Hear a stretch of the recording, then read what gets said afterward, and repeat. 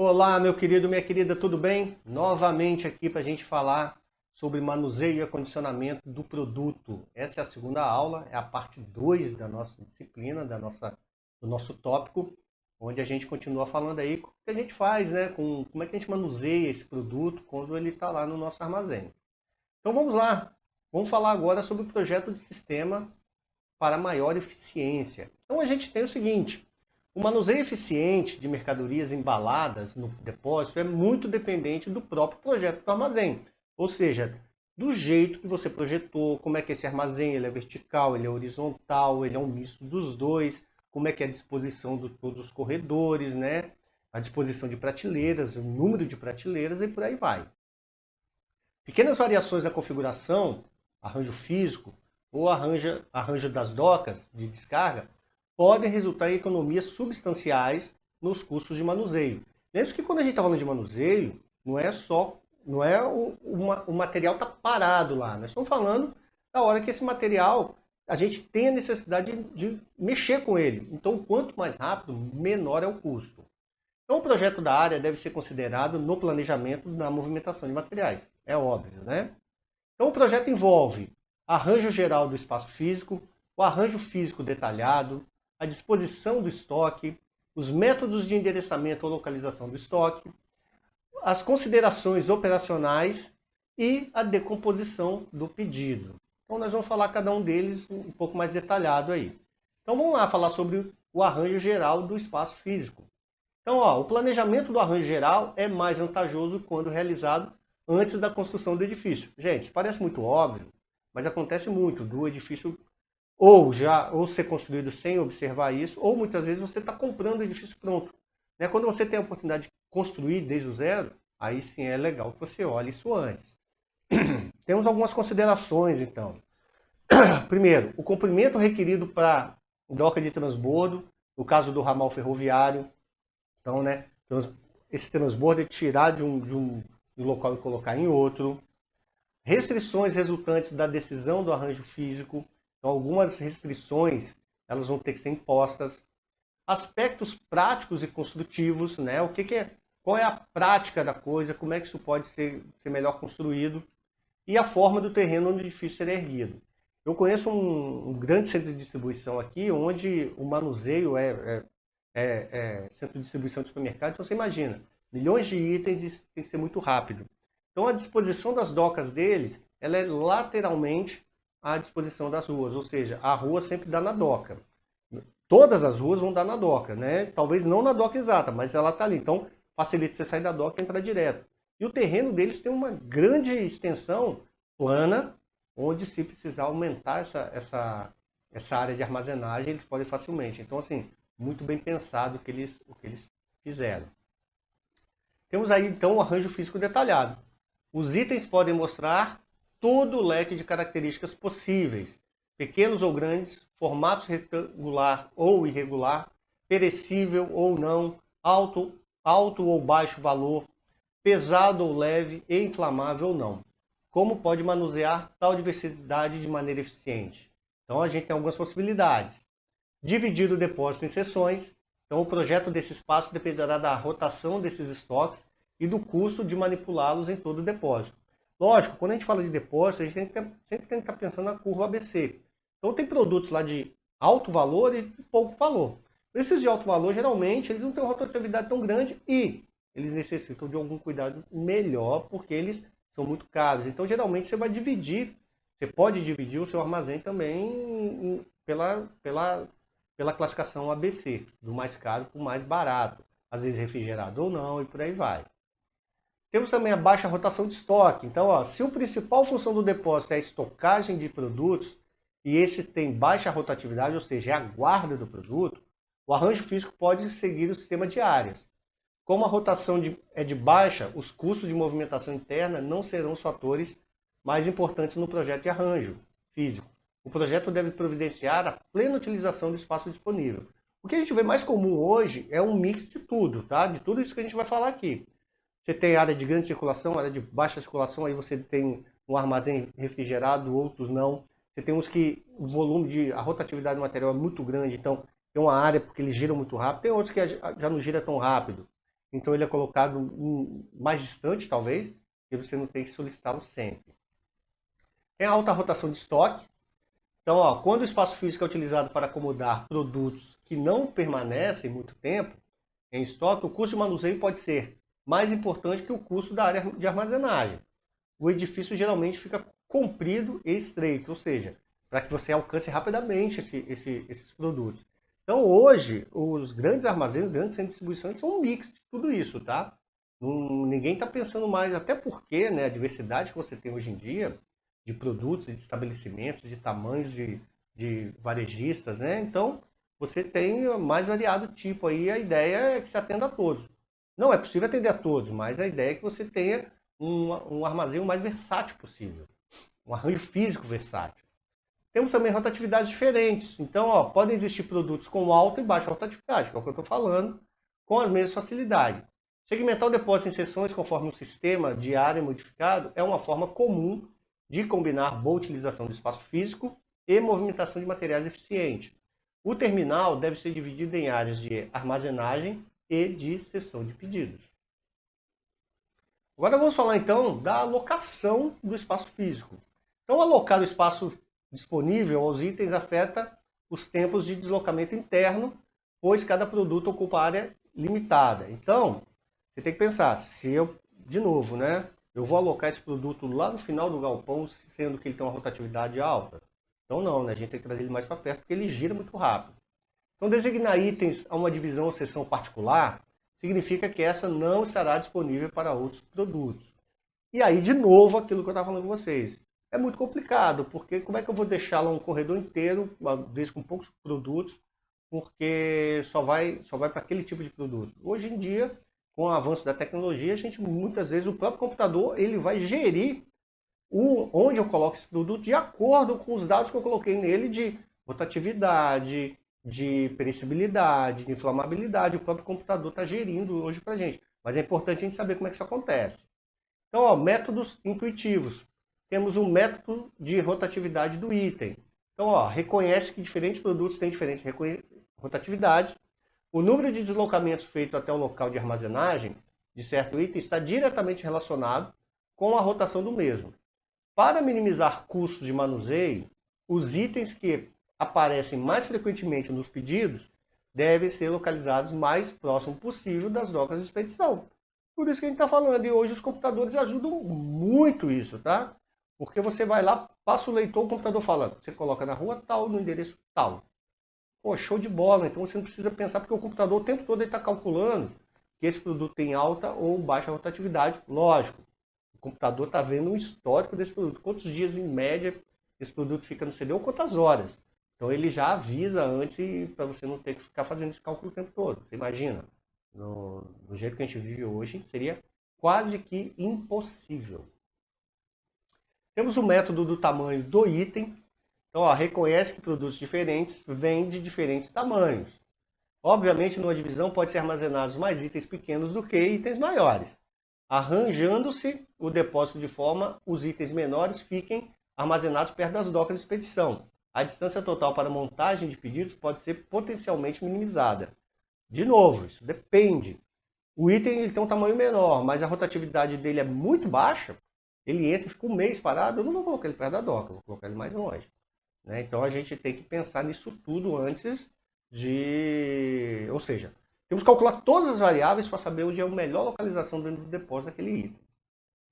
Temos aí o método do volume por pedido. Então, ó, tenta designar a área do terminal de modo que o maior volume de estoque mova-se pela menor distância. Então você vê, ele vai pegar e falar, ó, sempre esse volume é muito grande. Então corre risco de acidente, tem uma máquina maior que ela tem que circular mais, né? Risco de acidente tanto de material quanto de pessoas. Então geralmente tem hora que essa variável pode ser mais importante para você, então ela é colocada ali muito próximo, porque para a gente evitar esse deslocamento por causa do tamanho do volume. Método do agrupamento em famílias, né? Também é uma outra coisa que pode acontecer. É agrupar no mesmo local itens que aparecem com frequência nos mesmos pedidos. Então, pensa, você está indo no mesmo lugar pegando uma série de itens em vez de ficar indo cada hora num lugar do galpão para fazer isso. Então esse método é muito valioso quando o volume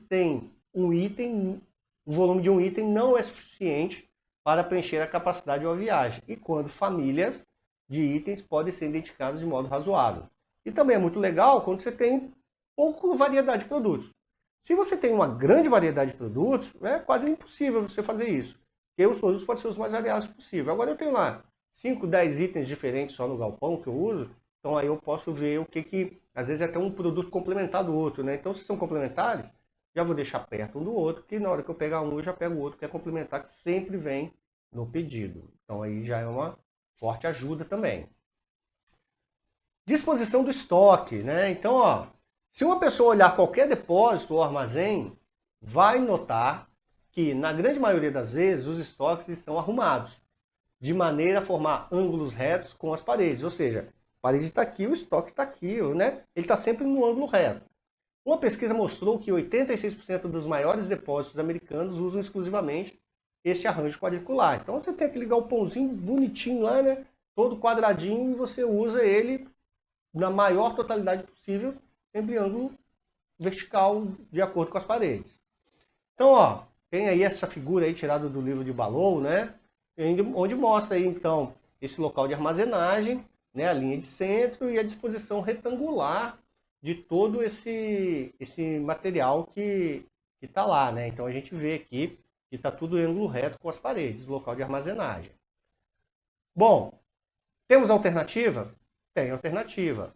A alternativa, muitas vezes, pode ser uma disposição angular, né? Dependendo do que você está colocando, né? No local de armazenagem. Então você tem uma disposição em ângulo. Mas isso vai depender muito, né? Se for muita variedade, será que colocar em ângulo é muito legal? Ou melhor colocar em ruas, né? Tudo ângulo reto.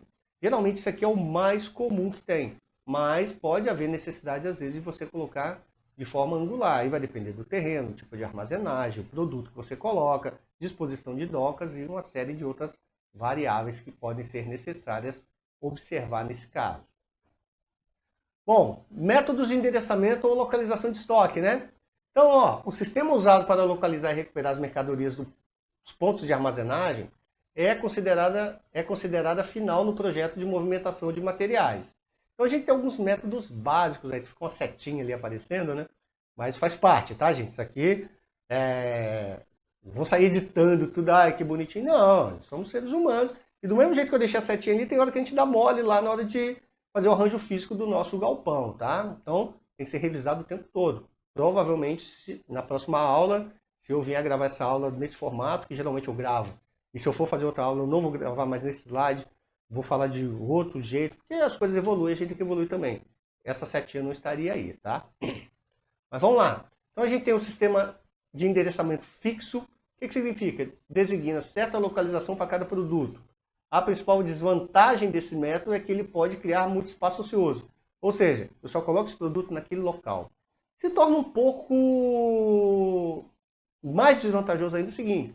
Você tem um galpão com 30 ruas, você tem material para ocupar 15 delas somente, onde eu posso direcionar minhas docas, minha mão de obra, tudo para 15, mas se eu colocar endereço fixo, eu vou usar todas as 30 e às vezes eu tenho um produto só lá na rua 30 e eu tenho que deslocar para pegar só ele. Então isso hoje não é muito usado, tá? É muito usado quando você usa o sistema ABC, mas dentro do sistema ABC, lá dentro do A, do B ou do C, mesmo que você dividiu dessa forma por causa de segurança, você ainda não vai ter um endereçamento fixo, né? Ah, produtos da curva C, eles vão ficar onde? Nessa parte do galpão, em qualquer lugar que seja mais vantajoso aí que a gente possa encontrar. E tem o sistema de endereços variáveis, mais usado, né? Então foi projetado para superar as desvantagens do sistema fixo. Quando a mercadoria chega ao armazém, são designados a qualquer espaço livre disponível, respeitando as variáveis que a gente já falou anteriormente. Rotatividade, tipo de material, se ele é da o B ou C, ou seja, uma série de fatores aí. Não é simplesmente ter um espaço vago, eu coloco ali. E para isso, de novo, a tecnologia, os computadores estão nos ajudando a dizer aonde é a melhor localização para esse produto, tá? Bom, considerações operacionais, então, temos aí como a montagem dos pedidos requer mão de obra intensivamente, porque você tem que ir lá buscar os produtos, deve se tomar especial cuidado na sua condução. Então temos algumas técnicas aí, né? Temos a sequenciação por produto, então significa apanhar os itens do pedido conforme a sequência do roteiro percorrido no armazém, né? Então você tem um roteiro e você vai pegando aquela sequência. E geralmente você ainda tem que levar em conta que a partir do momento que ela entrar no transporte, o que vai sair primeiro? Porque você imagina, você colocou no transporte, o transporte é um caminhão baú, por exemplo. Coloquei o que vai sair por último lá na frente do baú, ué, na primeira descarga que eu tiver que fazer na minha rota, eu vou ter que tirar tudo para tirar o último produto.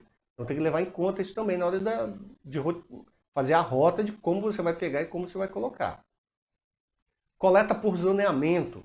Designa-se recolhedores individuais que atendem apenas a um número limitado de itens de estoque, em vez de roteá-los por todo o armazém. Qual a desvantagem nisso, né? Imagina, eu tenho lá um cidadão que ele cuida de determinada parte do estoque, ele não tem nada, ele fica lá o quê? Parado? Hoje em dia isso não tem como. Então, assim, pode-se existir, professor, mas é porque dentro daquele zoneamento, ele tem a curva ABC, então na curva A só aquele, bacana, aí você pode usar.